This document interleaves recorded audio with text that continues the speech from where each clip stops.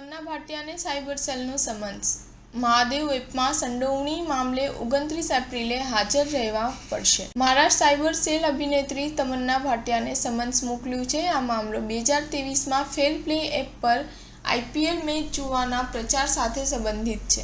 આ app Mahadev online gaming અને batting app સાથે જોડાયેલી છે। એક્ટ્રેસને 29 એપ્રિલે મહારાષ્ટ્ર સાયબર સમક્ષ હાજર થવા માટે કહેવામાં આવ્યું છે। સાયબર સેલના જણાવ્યા અનુસાર આ કેસમાં તમન્નાનું નિવેદન નોંધવામાં આવશે। એક્ટ્રેસને પૂછવામાં આવશે કે ફોર પ્લે માટે તેમનો સંપર્ક કોણે કર્યો અને તેના માટે તેને કેટલા પૈસા મળ્યા છે। ANI એ તેના ટ્વિટર હેન્ડલ પર આ અંગેની માહિતી આપી છે। તમન્ના ભાટિયા પહેલા 23 એપ્રિલે અભિનેતા સંજય દત્તને પણ આ કેસમાં સમન્સ મોકલવામાં આવ્યું હતું। આ કેસમાં જ્યારે સંજયને સમન્સ પાઠવવામાં આવ્યું ત્યારે એક્ટ્રેસે કહ્યું કે તે હાલ મુંબઈમાં નથી અને આપેલી તારીખે હાજર થઈ શકે એમ નથી। તેણે પોતાનું નિવેદન નોંધાવવા માટે તારીખ અને સમય માંગ્યો હતો। આ પહેલા આ જ કેસમાં મહારાષ્ટ્ર સાયબર સેલે ગાયક બાદશાહ, સંજય દત્ત અને જેકલીન ફર્નાન્ડીઝને મેનેજરના નિવેદનો નોંધ્યા હતા। આ ત્રણેય સેલેબ્સ ફેર પ્લે એપને પ્રમોટ કરી રહ્યા છે।